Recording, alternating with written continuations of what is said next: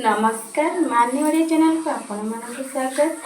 आशा करुच्ची video को प्रथम शेष पर्यंत निश्चय देखिए। वीडियो लगे लाइक शेयर सब्सक्राइब। एबे चलते रोसे स्टार्ट करवा। मुझे सका गाधुआ पधुआ कम सारिकी पूजा पूजी भी सारी देती। रोसे आरंभ करवा कौन आज रोसे करी मुझे जानी। मु गाधेक आसिक प्रथम भात बसई देती तापर मु पूजा पूजी करी कहीं भात टे टाइम लगे से भितर पूजा सर जाइए भात है भितर एवं तार भात हो जाता मुझे नहीं गालिक रखीदे।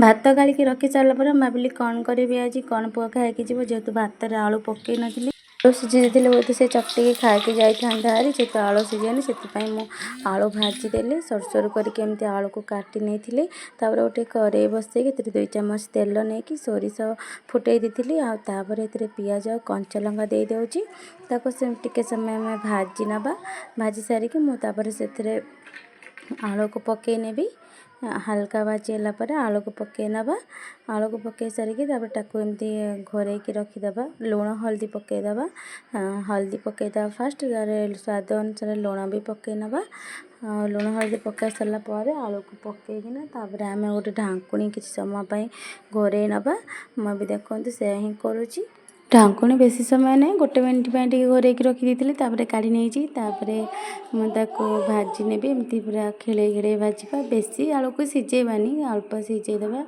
भाजिया बहुत बढ़िया टेस्ट लगे। मो पुआ तो एमती बहुत भल लगे कहीं पोड़पोड़िया करके भाजिले भल लगे आदि आलूटा अधिक सीझी तो पोड़पोड़िया करके भाजी हेनी ना एमती टिके टिके थी पोड़पोड़िया करके भाजबे टे बेसी किसी नुह अल्प टे लंका गुंड और चिकेन मसला पकई देती भाजिक रेडी कर देती हजबैंड जाते बजार को सी आनी देखते से आनी मटर तरकारी बढ़िया मटर तरकारीटा इडली भी आनी खाली मटर तरकारी इडली आलू भजा कौन देवी पुआ को भाविली आउ कौन करी से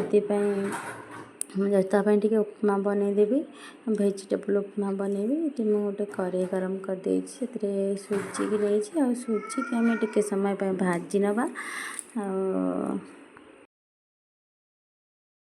सुजी की टे समय भाजी सारापर आम गोटे जगह को काढ़ी नवा जगह को काढ़ी नहीं से तेल देकी 2 चामच तेल देदेबा हल्का टिके सोरिष पकई कहीं फुटण पकड़े बास्ना भल हुए हेल्ले फुटण पकड़े मो पुआ को भल लगे जमा भी खाएनि कहीकि मामा ये कला कला कौन होराक मुझे खाइबिनी हेराक कहीं पकाच बहुत से करे जमा भी खाइबनी से मुझे हल्का टिके सोरिष फुटैकी पियाज और कैप्सिकम गाजर सब पकई देती भाजी देती तापर मु गाजर को भाजी सारापर से पानी दे देती टिके भाजी है बेसी पूरा पोड़ी की भाजबानी तापर मु पानी दे नहीं पानी देकी से लुण हल्दी पकई नहीं सॉरी लुण खाली पकई नहीं पकईकी टे समय एपट सेपट करदेली करके घोरे रखी नहीं बेसी अधिक पानी देले कादुआ लगे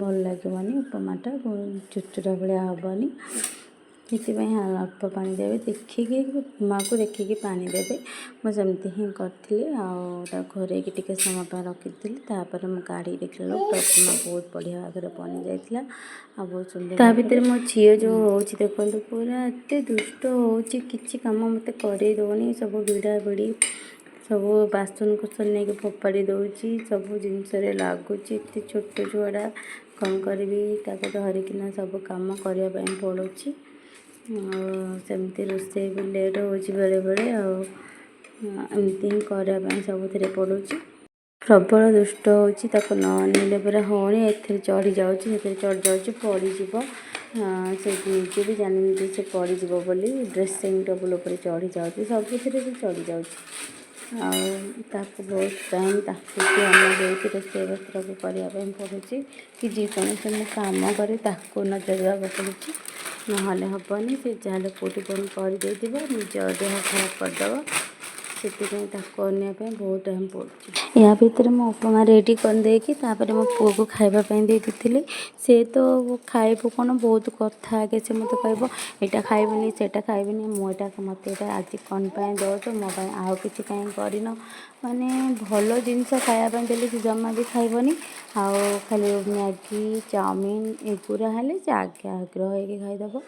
ଆଉ ମୋତେ କହିଲା ମାମା ମୋତେ ଏଗୁଡ଼ା କାହିଁ ଦେଉଥିଲ, ମୋତେ ମ୍ୟାଗି ଚାଉମିନ୍ ଏଗୁଡ଼ା ହେଲେ ଭଲ। ଛୋଟ ପିଲାଙ୍କର କ'ଣ ଏମିତି ସେଥିରୁ ପାଉଛନ୍ତି ଯେ ସେମାନଙ୍କୁ ମ୍ୟାଗି ଚାଉମିନ୍ ହେଲେ ଭଲ ଲାଗେ। ସବୁବେଳେ ତା'ର ଗୋଟେ ଅଭ୍ୟାସ ଅଛି, ମୁଁ ସବୁବେଳେ ଖାଇବା ପାଇଁ ଦେଲାବେଳେ ରାଗିବି, ଖା କହିବି, ତାପରେ ସେ ଖାଇବ। ଆଉ ଆଳୁ ପୋଡ଼ା ହେଲେ ଖାଇଦେବ, ଆଳୁ ଭଜା ହେଲେ ଟିକେ ଏମିତି ଖାଇବନି। ଆଉ ଚିକେନ୍ ଫିକେନ୍ ହେଲେ ସେମିତି କେତେବେଳେ ଖାଇବ କେତେବେଳେ ଖାଇବନି, କହିବ ସକାଳୁ ମୋତେ ଆଇଁଷ ଦେନା, ସେ ଆଇଁଷ ଖାଇବନି। ଆଉ ଯେହେତୁ ସ୍କୁଲ ଯାଉଛି 9ଟା 10ଟାରୁ, ଆଉ ଖାଇବା ପାଇଁ ପଡ଼ୁଛି ଭାତ ଯୋଡ଼େ ନ ଖାଇଗଲେ ଦ୍ୱିପହରେ ତ ଯାହା ଗୋଟେ ଟିଫିନ୍ ନେଉଛି, ଭାତ ନେଉନି ନା, ଯାହାହେଲେ ଜଳଖିଆ ରୁଟି କିମ୍ବା ଉପମା ତରକାରୀ ଏମିତି ସବୁ ନୁହେଁ।